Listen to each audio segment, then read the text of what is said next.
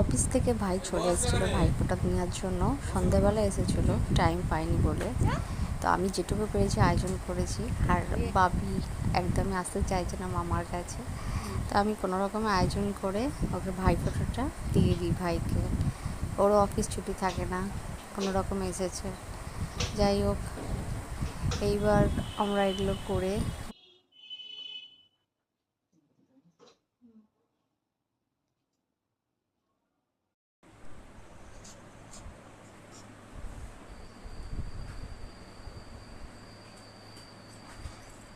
না বা ভালো কাজ তো পেয়ে যাবি চার একটা। বছর পেয়ে যাবো। আর খেতে কথা তা 4 বছর বছর